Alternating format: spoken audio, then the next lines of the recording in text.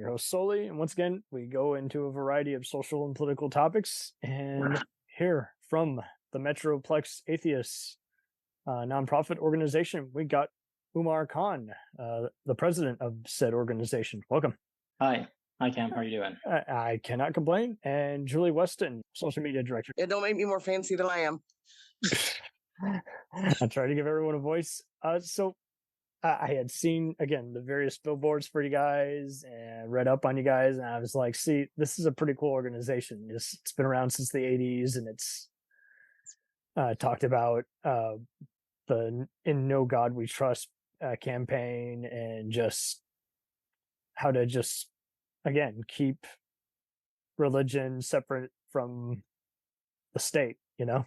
And we'll let you guys talk into more on the history of it, how it got founded, and just future aspirations. But I love it. Just the whole, hey, don't be a puppet message. Yeah. Julie, why don't you go ahead and talk about the history, and then I will talk about the lawsuit. How does that sound? That sounds good. Well, explain the difference between the two campaigns and the lawsuit and all that. So the history of Metroplex Atheist started, so you may or may not be familiar with Maureen Maudie O'Hare. She is the woman who started the American Atheists in 1963. So the American Atheist has been an organization now for 60 years. Mm-hmm. And the Metroplex Atheist started as a sister chapter here in the DFW area of the American Atheists back in 1991. Okay, nice. And then we became our own entity as a nonprofit in around 2000. We as an organization have been meeting every Wednesday night at Jay Gilligan's Bar and Grill in Arlington for the last 22 years now. Nice. I've been there before. It's a lovely place. Yeah, so we're there every Wednesday night from 6:30 to 8:30. That's kind of our anchor event. It's where a lot of our new members find us. All of our events can always be found on the Meetup page. I guess I could have left that for the end, but there you have it. And what we're talking about today and the billboard and why you reached out to us, I'll give an oversight, and then I'm going to let Umair talk about the because I was around for the In No God We Trust, which you mentioned, but that was not our campaign this time. So the In No God We Trust banner campaign happened back in 2019. We to be held with an educational seminar following shortly after the banners came down. So fast forward to 2023, and we applied for a banner campaign for keeping God out of our public schools, the separation of church and state. Right. And that is the mission of Metroplex Atheists, is we fight to promote the separation of church and states. That is our primary goal. We market ourselves as, because we are one of many atheist organizations in the DFW, Metroplex, and free thinking organizations. And the campaign that we did this time was keeping God out of our schools. And the city of Fort Worth did not take kindly to our message. And so we originally were approved for our banners to go up in the city of Fort Worth. And that was in November of 2022. And then in May of this year, they said, we're sorry, we're not going to let you hang your banners. And so we had to pivot and discuss our next course of action. And I'm going to hand it over to Umair and let him discuss what then transpired, because he was more at the forefront of that than I was. Yeah. I mean, I was in it, but he was more in it than I was. That's fine. We'd like to give all kinds of progressive causes a voice here on the show. Thank you, Julie. That really does cover our history and the general points of where we started and where we are now. In terms of the lawsuit, really it began that we had a banner campaign, and the banners are these banners that stand in downtown Fort Worth area, specifically in this case, and you will see banners on these poles that are about, I think 5 feet more or less, that you can put up, like UNT does one and certain TCU university does one. And our goal was to set up a banner for us. We were going to do a public educational seminar for In No God. The banner said, Keep God Out of Our School this time. And it's really simply, the banner was the goal to kind of put that in a very public space, and of course a lecture to speak on the conversation. Well, the banners, I'm going to interject here for a moment. The banners were to promote the educational seminar at the end of August. Mm-hmm. And then the city said, you're not going to hang your banners. Well, that led to our next. To have the banners, you are required to have a seminar of sort. It's one of the requirements to be able to put up in their policies. Along with that, we met all the criteria of the policies in 2019, and of course they didn't notice it until after they were up, and there was some ruckus, but their lawyers basically said you have to let them do it. In fact, there's a quote from the former mayor saying, well, we may not like it, but they can do it. In this case, this time they one of the assistant city councilman, if I'm not mistaken. It was the assistant city manager. Assistant city manager who denied it before it was approved, even though we met all the criterias. And the reasoning he gave us was predominantly something like we did not meet a certain level of historical importance or magnitude of size, like a football game or something of that nature, which are not in the rules at all. So in a sense, this is something they've never used before, and they and they simply made that case on our basis. So then we reached out to a few organizations, FFRF, and of course American Atheist, which are the big ones that do legal cases, and American Atheist are supporting us on this. They have been leading the lawsuit against the city of Fort Worth on that.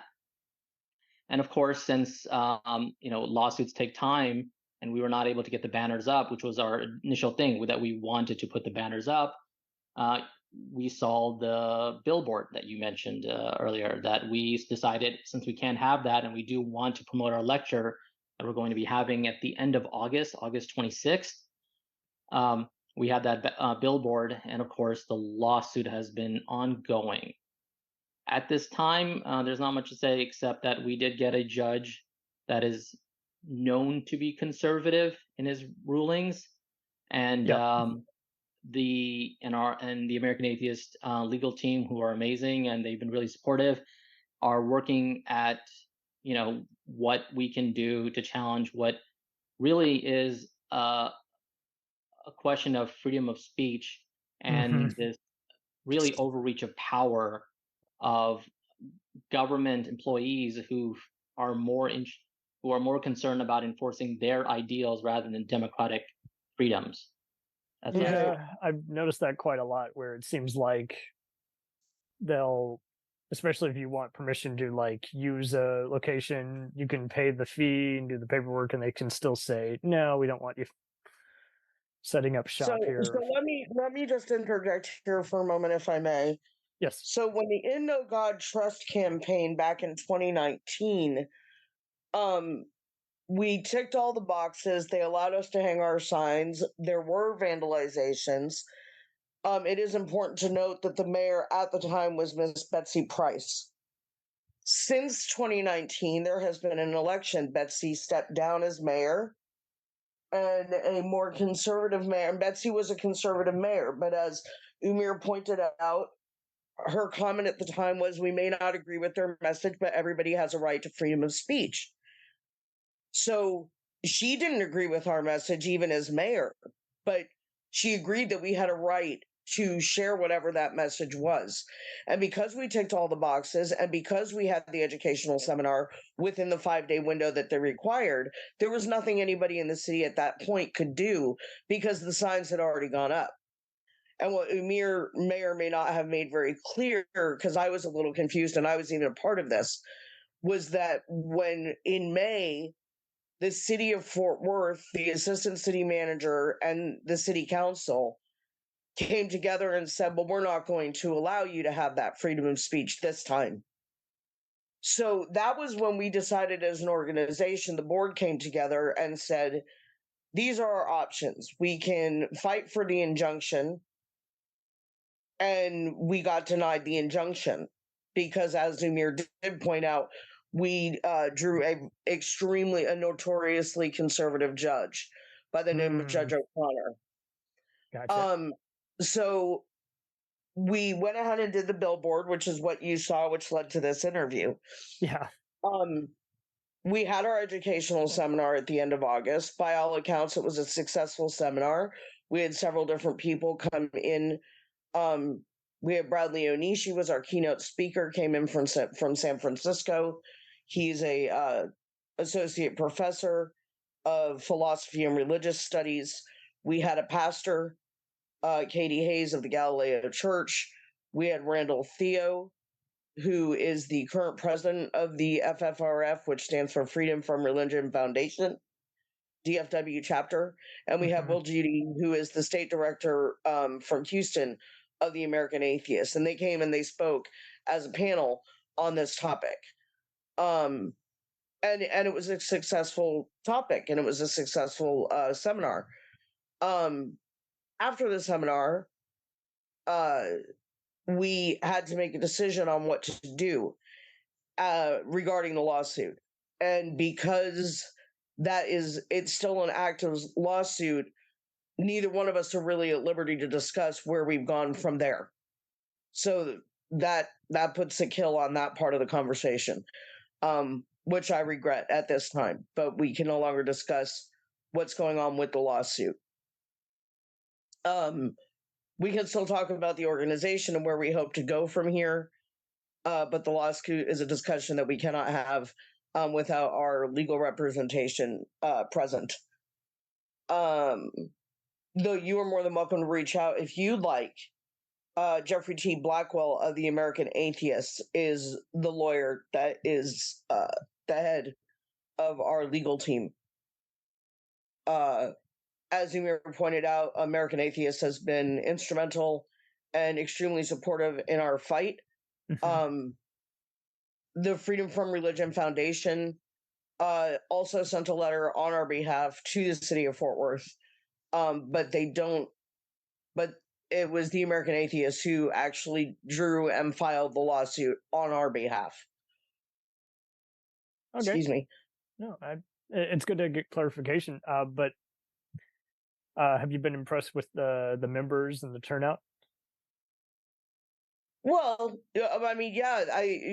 Umair, do you remember what the head count was? It was almost 100 people at the seminar that day, right? Yeah, we got a lot of activity at the seminar. We've seen more people online engaging with our group, interested in how they can be more active politically. It really is kind of a lightning rod for a lot of the anxieties and issues that a lot of Americans who are secular, even if they have whatever faith they want, that's their right, are feeling this kind of not just overreach, but a realization that this has been here and it is really starting to affect. Well, it's always been affecting, but now they're seeing it, especially online, that a lot of people were coming up in many different ways, supporting us, to saying, yeah, they want to take some kind of action, but not exactly sure what to do. Well, especially being here in DFW, where I know, Cam, you're in Canada, but here down in Texas. No, I'm here. Oh, you're here in Texas. Okay, so you were originally based in Canada, though, were you not? I was not. I have pals from Canada, but I've been in Texas all my life. I have family in San Francisco. Oh, okay, gotcha. I must have you confused with somebody else then. It's all good. Everybody starts to blend together after a while. I have a relative in Canada, but a very distant one. Oh, no. It's not that. It's I literally, Umair can tell you that we met a lot of people who were supporting us through this, who know of our organization, who are not from Texas, but follow. I mean, when our lawsuit was initially filed, we had people. Ahmed from The Friendly Atheist did an article on us on his website.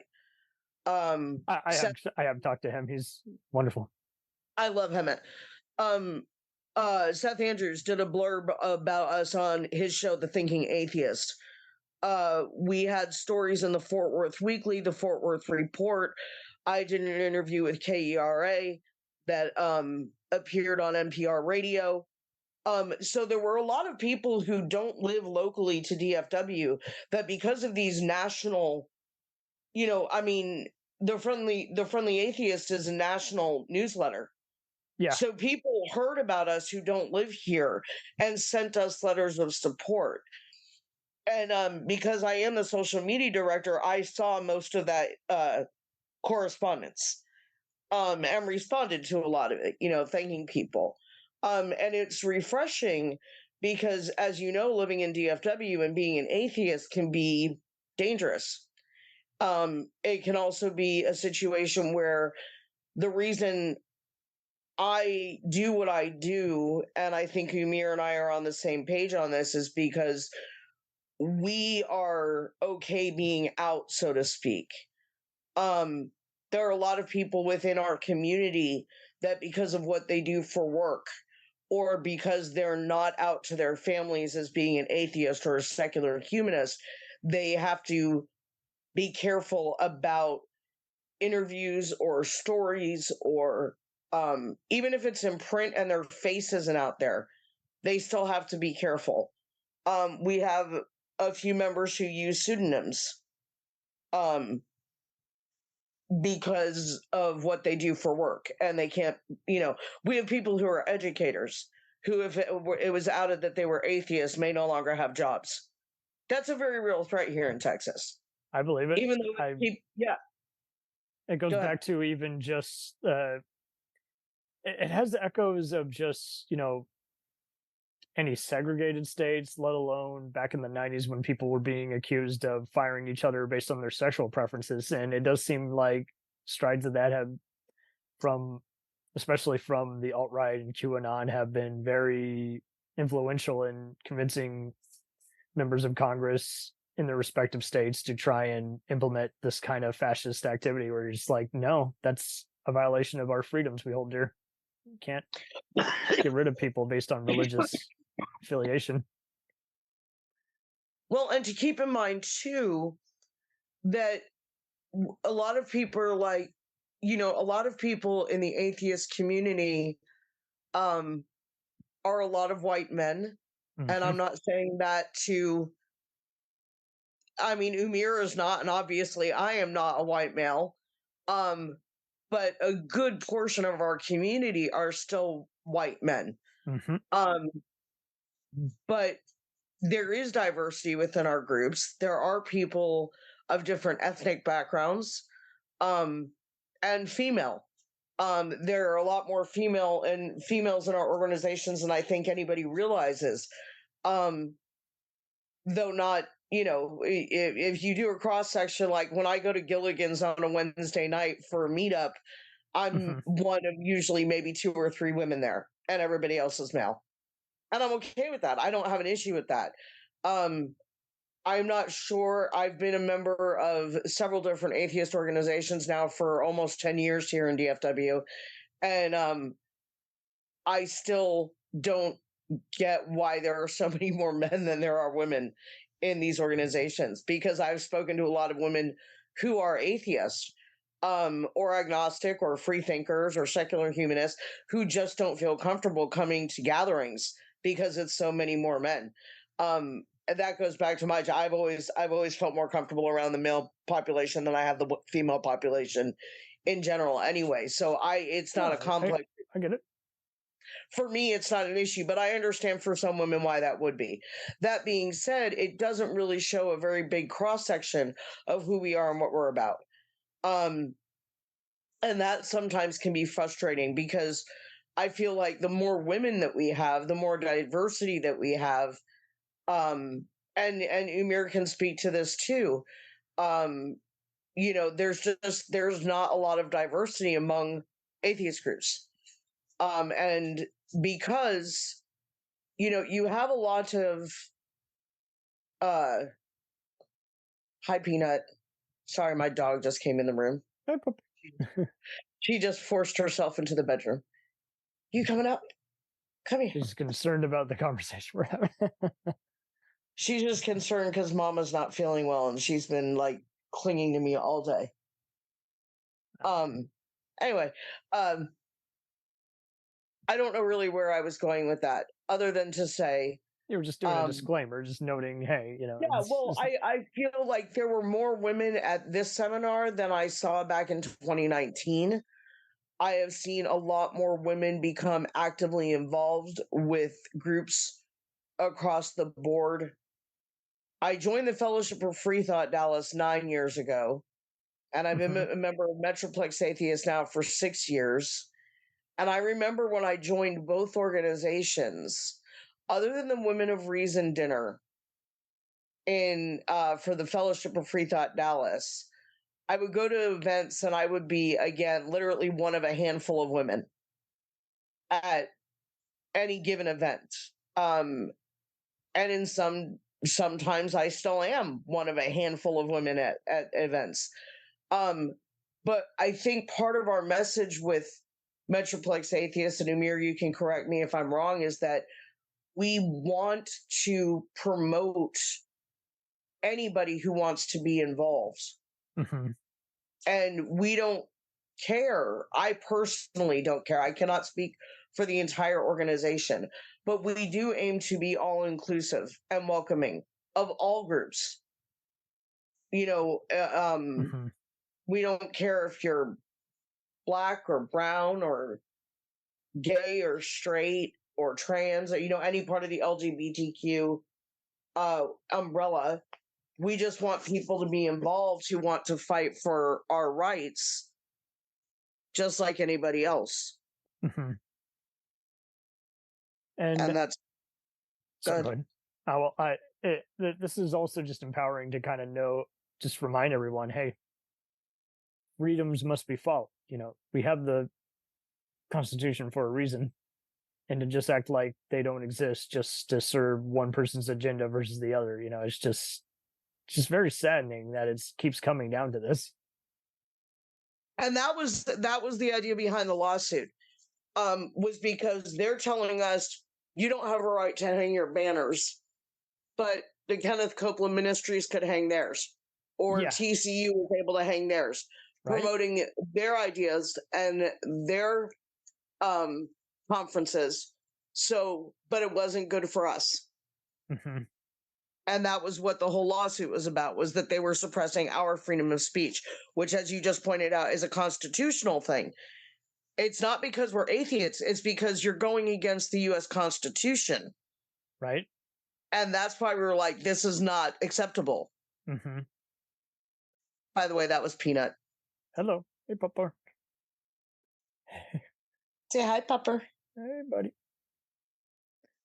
Well, and why do you guys think you mesh so well together, other than just, again, being very progressive, very well worded, and trying to make clear your intent to outsiders? Well, the group, kind of like how part of what Julie mentioned is that there are, some people that are going to call themselves atheists and some not as much, even if they don't have a faith. These issues aren't specifically of just atheists, which is why I hope that we can use this as an issue to talk about, as the lecture was about Christian nationalism's attack on public schools, to focus on how this affects all of us. We're not talking about Christians. We're talking about a very extreme demographic that use oftentimes dog whistle of they're indoctrinating our children, so we should be able to send counselors and all that stuff to Texas schools. This is something that affects all of us. You don't need to be an atheist or necessarily in the atheist group to feel the impact of whether or not your government has democratic principles. infrastructure to maintain, an accountability or not. And I think when you can just decide what the rules are, and the judges can basically make up whatever reason to kind of cover for, the complete, disavowing of democratic freedoms, affects all of us. And that was also something that we were hoping to achieve with having people from different backgrounds, like Dr. Reverend Katie Hayes from the Galileo Church, which yesterday found itself, with protesters because they were they're very pro-trans group, and they're trying to help and support trans people who are, really feeling a lot of impact from the anti-trans laws that are being passed in Texas. They're a progressive church. They're very progressive and forward thinking in their belief. So even though she is a Christian and a pastor, she still does not agree that anybody should be marginalized or made to feel less than because of who they are. So she goes against the grain in that way, and that's one of the reasons we love her. Well, because it's not even though it's not either or, because there is a history of religious individuals going against oftentimes the mainstream dogma, especially in America, that the mainstream has always been commanded by Christian nationalists because they've always tried to hold power, and there's always been that route. But I agree with I agree with you. I was just saying that Katie is one of the more recent ones that we know about that's fighting for those rights. That's all I was getting at. And she was great on our panel. She was I was blown away. Well, and that this is cool too, to know that many different groups can find common ground on, hey, we're speaking different languages and we got different, perspectives and everything, but we overall had the same goal, which is you respect each other and you don't, misinterpret the law deliberately to spread hatred and censor people, I mean, just the two people you're speaking here to tonight. I mean, Umair was raised Muslim and I was raised Jewish and Episcopal. We could not come from more different backgrounds. Right. But the fact that we agree on many different hot topic issues is what, because you asked, what do you think? I think your question was along the lines of what brings you guys together. And it's that we can put our cultural differences aside and all come together, because three of the gentlemen that are on the board have been longtime members of Metroplex Atheists, and they're old school, they're good old Texas boys, and came from also religious backgrounds growing up. You know who I'm talking about, Umair. Yeah. And then we have a younger member who is our secretary, and he comes from a evangelical background. And then our other board member is still in the closet to most of her family and her job. Oh, wow. So so we do have another female board member, but she can't be as outspoken as I am. It really is amazing. It's 2023 and here we are still. We're having multiple reiterations of the same conversation, and it seems, what do you think what are some really good tips and tricks for others probably pursuing a similar charitable cause? I think sorry, go ahead. I think for me personally, and really what I see as politics is, if you're looking for information on how to make an individual consumer choice on who you vote for, it no matter how much effort you put into it, it's not going to matter. It's just one vote. But if you are willing to build collaborative organizations and movements, community building in a sense, with a lot of these demographics that are impacted by the government that Texas is, that's where you're going to find the most significance. You don't have to go far. It's just, what district are you in? What councils are there? Even small groups that may not seem like they're doing a lot. We're not a huge group in terms of like hundreds right now, especially after COVID, that a lot of people, pretty much all the organizations just became anemic.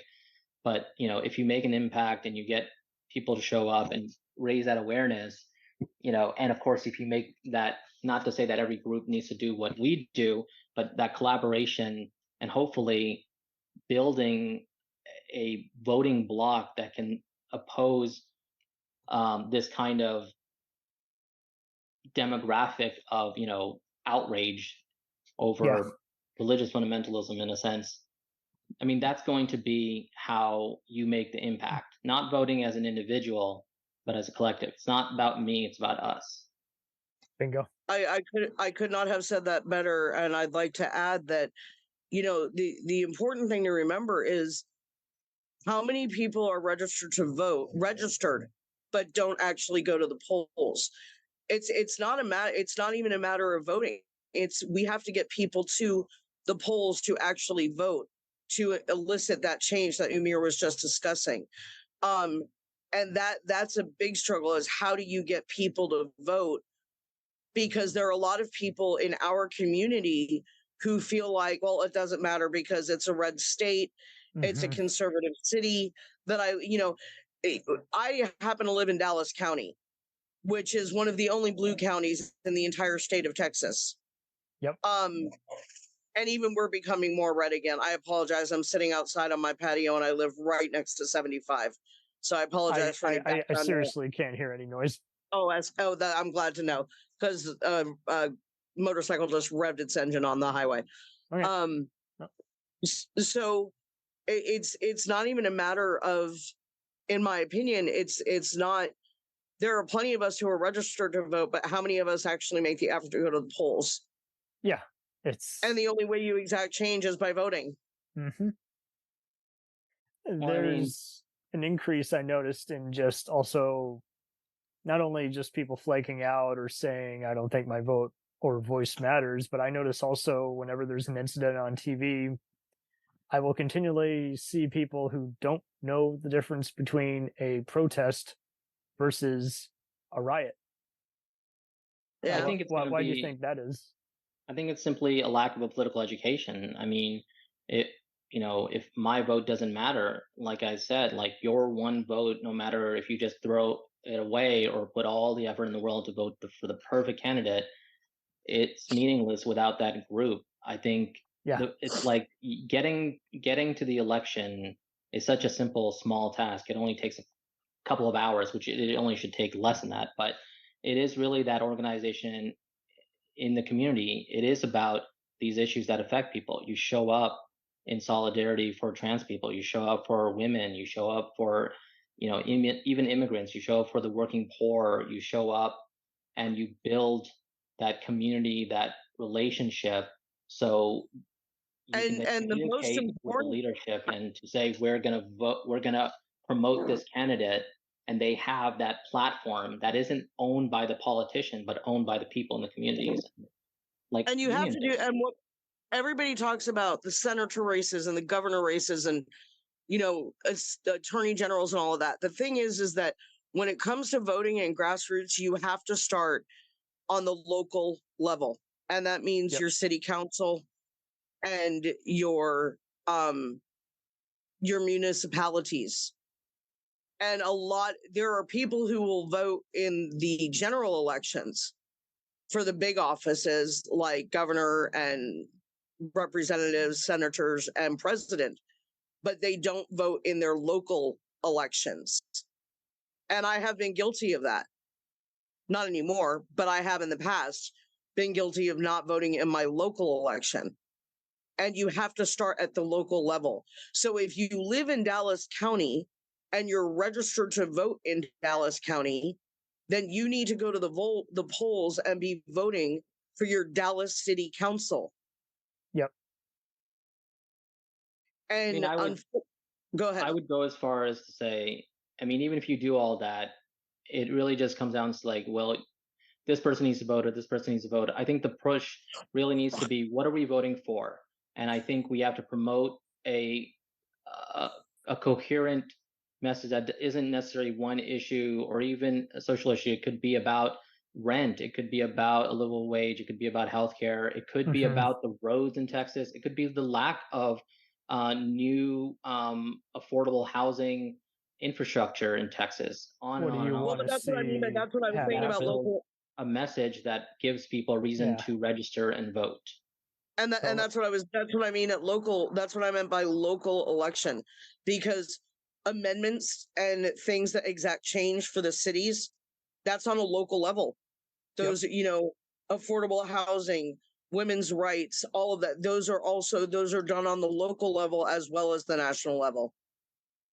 A Really lot of amazing how we have to keep having variations on the same chat, because it's like, well, guys, we told them to vote, but they don't know why. And so that is a cool chat to just kind of remember everybody, what does this mean to you versus what do you want to have accomplished?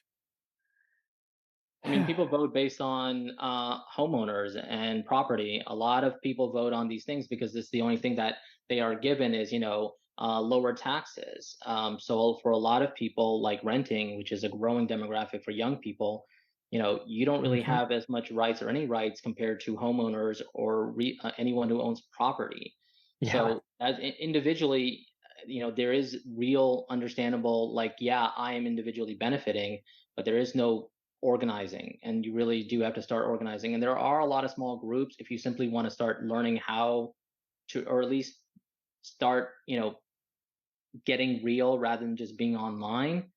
And then it's from there you start building out that collaboration, because in the last years I've talked to many of the groups, all of them are trying to connect, but it's like everyone's doing it at the same time and trying to reach out to each other. So it is growing, and you'd be surprised how many groups are out there for all these issues, and we are trying to hopefully collaborate and build a political movement that really does you know win seats that benefit people. We have to show results. We have to bring we got to bring home the bacon.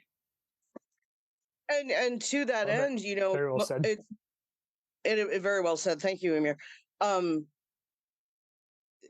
to that end, really, in our area anyway, I have found, as I said, I'm a member of many of our organizations in the area, and it's the Metroplex Atheists are really the only ones that are overly political, blatantly political in our message and in our mission.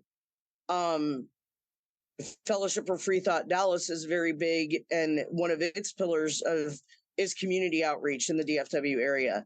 So they have several different other nonprofit organizations that they work with in our community. We have I say we because I'm a member of, as I said, I'm a member of FOF as well. There are several different community outreach programs that we do on a monthly basis, and then we do one on a quarterly basis.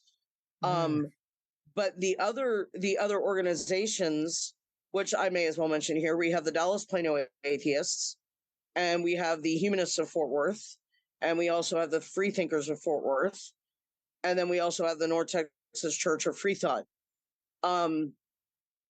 And you have all of these organizations, and there is crossover in some, but many of them are their own entities with their own what's the word I'm looking for? Their own membership. So, like, I happen to be I'm an active member of 3 of the 5 I've mentioned. It's because I live in Dallas, and it's doing the Fort Worth stuff is a little bit of a stretch sometimes. But there are people who live in the Fort Worth area who are members of either the Humanists of Fort Worth or the Freethinkers of Fort Worth, who maybe occasionally will come to an event of the Metroplex Atheists, but they don't do anything with Fellowship of Free Thought or Dallas Plano Atheists, and vice versa. We have people who are on the Dallas side of the community who do very little on the Fort Worth side of the community. And I think one of the things that Umair and I and several other members of Fellowship of Free Thought and the other organizations, we in the last little while, more so than I've seen in the last 9 years, and 6 years respectively with MA, I find more recently that we're all coming together more to create a larger community. And to the question that you asked about how can people get involved, most of our, or all 5 of the organizations that I've mentioned are all able to be found on Meetup. So if you're not a member of Meetup, that would be the quickest way. Okay. Go to and what you find by doing the Meetup groups is that you find people within these organizations, just like everything else in life. You're going to find people who are very like-minded thinkers, who stand for the same things that you stand for, and that you both have an opinion about. Whether you meet at a social event, or you meet at a protest, or you meet at the Peace Together walk, and you go from there and you build those personal relationships. And by building personal relationships with each other, you build a bigger community. And by building that larger community, that's when we come together to fight for the things that matter. Okay, sweet. And yeah, I've used Meetup before. Are there any other? Are you guys also big on social media or any other? Well, I personally, we Metroplex Atheist has. Go ahead. Yeah, we're on Facebook and Meetup currently. I think in terms of social media, I think you're going to find a lot of different information, some of it conflicting. But if you are interested in these issues, and if you are concerned, and not just secular or atheist group, there are, even political groups like the Secular Democrats, and even, religious groups that are part of it. Like, I know I'm part of trying to get the Interfaith Alliance going. But I would say you can find it, but you really do want to consider that there's only so much of a reach that you can do online. Right. Find something locally, find something that, there's a saying in motorcycles is the best gear is the one that you're willing to wear. What can you do in the real world? Because the internet kind of is making us, in my opinion, more alone, more alienated, and is not helping. Yes, you're learning a lot, but it just enters into the void. So if you want to know how to be a part of not just healing, dealing with these problems, but maybe even helping yourself, I would say get real, social, join these groups, just learn to build that, because that's where it hits. That's where it matters. It's an old adage, but it stands true here. Suit up and show up. Perfect. Put your money where your mouth is. If it's a topic, if you're a Democrat, if you live in Dallas and you're a Democrat, look into the Secular Democrats of America. They're a nonprofit organization here, helping people to understand the issues, helping people to get registered. Yeah, that's the national name. It's Secular Democrats of Texas for the local one. Yeah, local is of Texas, and then we also have and America is. It's kind of like the American Atheists and Metroplex Atheists. They're sister organizations. So the Secular Democrats of Texas is a sister local chapter. Local chapter. Thank you. Okay. It's a political action committee, basically. But yeah, they do a lot more. If you want to learn about that, there's there, and I hope to start organizing with them and really building that structure. So, you're not like, where do I go to find them? There is one thing that they can all share and give out to everybody, and then find, what district am I in? What groups are, talking about these issues? I could go on and on and on. There's so many of them, but yeah. That's a wonderful find. I will be sure to look into them myself. And good, better, and different, there are people who are members of our community who are not Democrat. They are Republicans. They still identify as Republicans and they vote as Republicans. So there's a voice for everybody, regardless of where you fall in the political or religious spectrums. There's a place for everyone to have their voice heard. It's a matter of suiting up and showing up. Mm-hmm.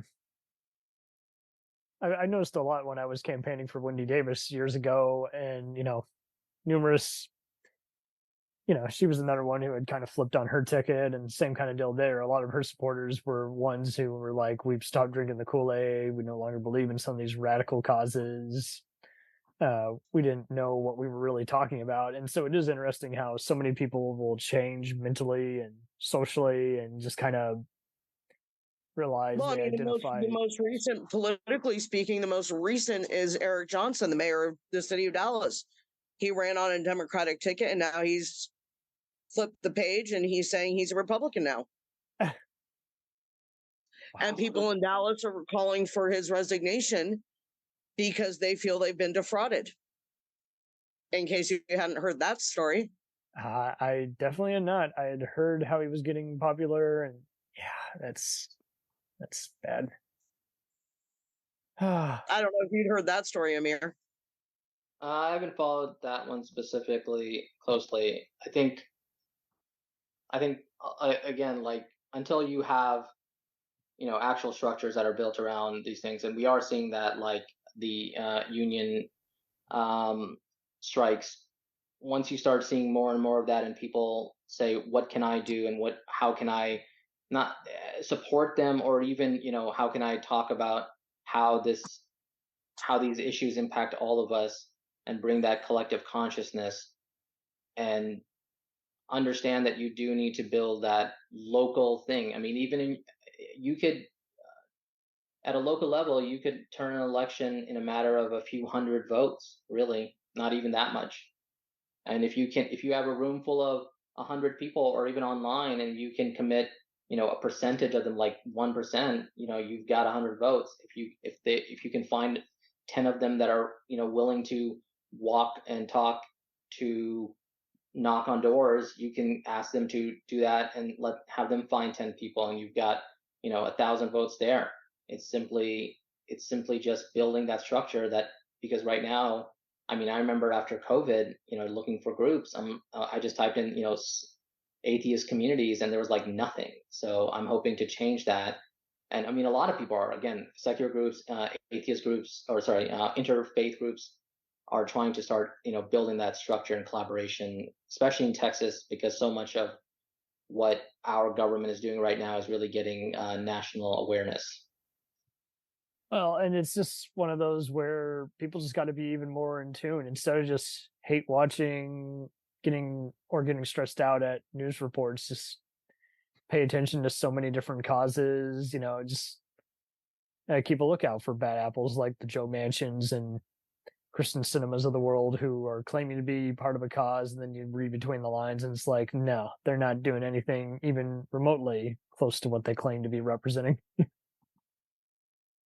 And it's just eye-opening too, because we used to think, hey, pretty straightforward, you got to be honest, right? And everything else is subjective. And it's like, well, no, there's several layers to it. Yeah. I want you to think about this. I moved to Texas when I was 9 years old in 1982. Oh. And Ann Richards was voted in as governor in 1984.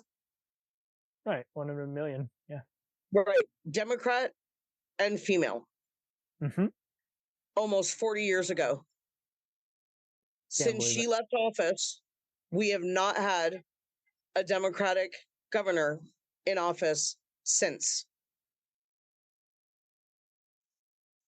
And I think that is very telling, as well as why people who do identify as Democrat don't vote. I think it's more of like the absence of a historical context of these things. Like if you ask most people, even as I was growing up, oh, Texas has been a Republican state since its founding, where they, what is it, the Alamo, but in reality, Texas had actual union labor structure. I mean, Texas was a blue farmers alliance state. But if you talk to most people, they couldn't imagine such a thing happening in Texas, because a lot of that history, to a degree, for the sake of, I like to call it abstinence-only education, where it's about denying people any information or critical thinking tools for them to make judgment, so you can basically tell them what America is, what Texas is, or where Christianity is. For the record, Dallas County was founded in 1849. Yeah, I think if people think Texas is a Republican state, it's like, no, somebody made it Republican, and there's that history of literally deconstructing all the systems, and that it's easy to burn down a building. It's hard to actually build one. Absolutely. About it. Yeah. Oh, again, very well said. That's so true. And it doesn't get any easier either. I mean, yeah. I mean, they are, I think a lot of the Christian fundamentalists, even though they're a group of this ideology, they're very individualistic. They're just, that's why, I like to put no honor among thieves. They'll eat each other eventually, as they are doing now. But for us, we're not necessarily playing the same game. I mean, it really is about community, solidarity, love, in the sense that you give a part of yourself to others in the faith that is what's real, which, it's a hard thing to do. It takes. And because we live in such a divisive society now, across the board, religion divides, politics divide. I don't like the way you look. I don't agree with what you stand for. Yeah. I don't agree with your sexuality or your orientation. There is so much division among all groups. I mean, yep. And I hate to say it, but even in the free thinking and atheist community, not everybody agrees or believes the same way. Because at the end of the day, we're all still individuals. I will say that in the atheist community, they do tend to be a little bit more forgiving, a little bit more understanding, and a little bit more accepting than, say, the fundamental Christians. Yeah. We're all...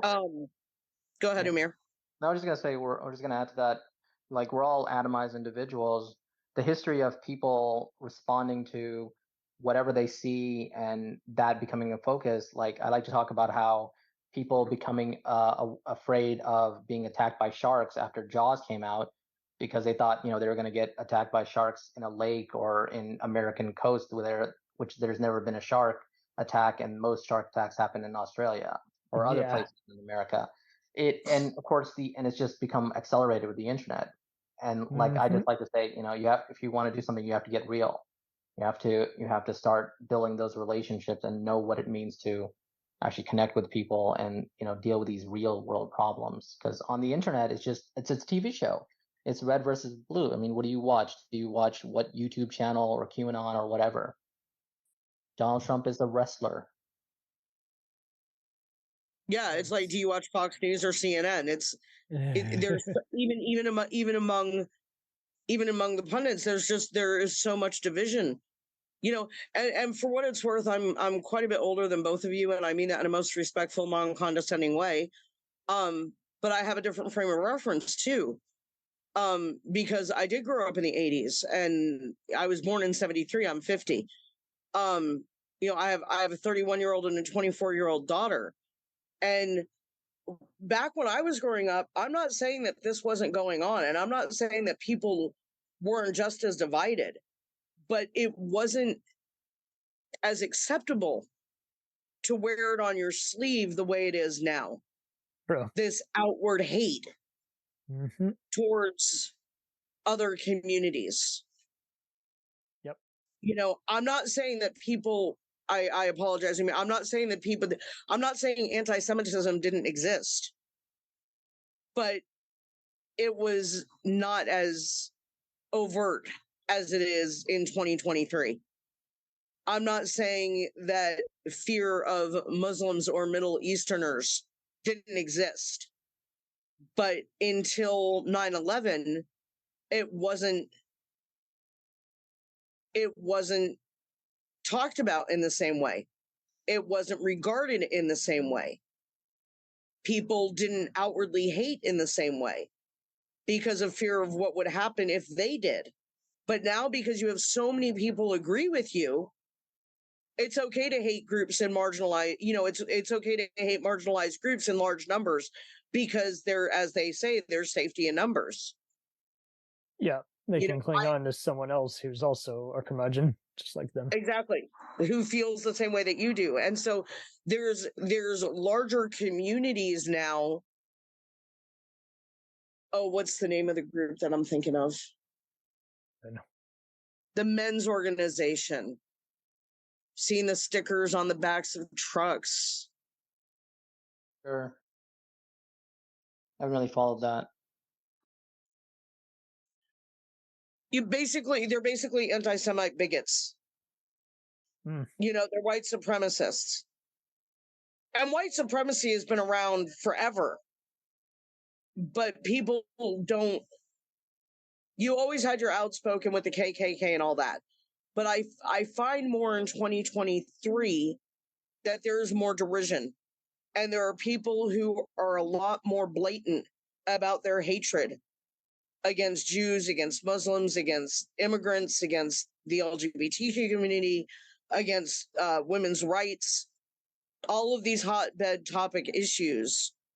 There's a lot more derision and a lot more hatred in society today. Again, I'm not saying it didn't exist before. I'm saying it's more visible now. Well, especially with the internet. Yeah, exactly. That is exactly what Umair was talking to. Because what are you reading? What are you looking up? People find on the internet groups and organizations that align with what they already believe to be true. Yep.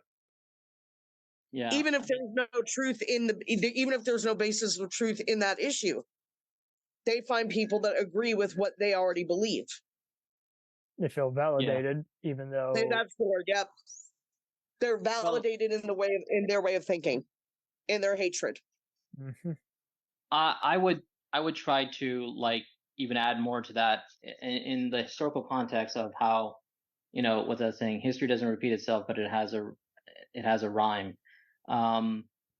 Like right now, not associated with it, but there's a book that recently came out called Far Right Vanguard: The Radical Roots of Modern Conservatism, which goes back much further than Reagan, and it really does get into how these groups come into focus, how they are very much vague and broad, and how they just keep trying to bring their message into mainstream, and under certain conditions they rise into power. Like right now there is an economic crisis since 2008. There hasn't been a good response or a reasonable one that helped people even after the pandemic, and so no one's really voting for anything. I mean, I like to put Trump didn't win. Hillary Clinton epically lost as one of the lowest turnouts since World War II. And in the moment, which was the most highly televised digital election in the history of America, and yet fewer people voted than anything. I mean, Donald Trump, and if fewer people vote, that small minority of right-wing, modern conservatives win. You got to give them something real. You got to talk about real issues, and there really isn't that structure. And I mean, it's kind of like you don't have to say, well, they're great at it. It's like, what are they doing to get there, and how do you build that? You may have to have a lot of losses every day, but I mean, you have to have that why, and it's not going to get better, and you don't have to do it alone. So even if the world burns, who are you standing next to the next day? That sounds nihilistic, and really, I don't believe that's the outcome. I think what matters is you're going to have people to be with, and that only happens when you kind of recognize that these people have always been around, and their have method. a mental bolo in a way. Yeah. Be on the lookout for this kind of behavior. I mean, the solution to us isn't. You can talk about what they do as their method, strategy, and what they're doing right now, but get your house in order. And I don't mean your actual house. I'm not. I know, Peterson, literally, we understand. Well, I mean, I was being sarcastic, but get organized. Do the thing that's going to make you and your district, because that's how this system is played, work. There you go. All right. Well, it's been a good chat, guys, and I really hope nothing but the best. I hope there's ways to just keep having these conversations. Yeah. We would love to see you at one of our events. Absolutely. Well, Yeah. Cam, yeah, I'm sure you'll, if we keep it up, I'm sure you'll hear of us again. Totally. All I'll right. keep following you guys. See. Thank you for having us. Anytime. Thank you for having us. Thanks for taking the time to speak with us tonight. And I hope more people will get rallied up to your cause. Take care. Thank you very much. All right. Godspeed to you guys. Take care. All right. Bye-bye. We'll return after these messages.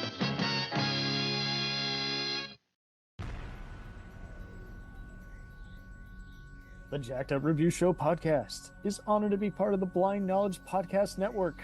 Join anytime, talk the talk, and enjoy yourselves. There's something enlightening for everyone with this crowd of cool cats. Check them out.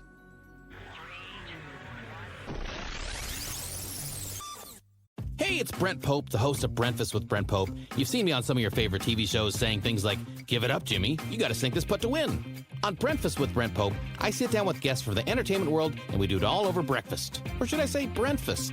Every week on Brentfast, you get inside Hollywood info and tips, great breakfast recs and booty debates. Most of all, you get the most delightful 30 minutes of your week. So dig in. It's Brentfast time. Listen at Brentfast.com, Apple Podcasts, or wherever fine podcasts are found. Do you ever find yourself thinking about who would win in a fight between Goku and Superman? Hi, I'm James Gavsey, and on the Who Would Win show, me and my co-host Ray ignore anything important happening in the outside world and debate fictional battles between characters from comics, movies, and video games. We got a new show every week, and almost always am I the winner. Yeah, not true, Ray. In the past, we've discussed such matches as Captain America versus Darth Vader, Solid Snake versus the Iron Giant, classic matchups like RoboCop versus Terminator, and even the Muppets versus Sesame Street. That one was crazy. So if you're a fan of geek culture and love a spirited debate, check out the Who Would Win show wherever you get your podcasts, or check us out at whowouldwinshow.com.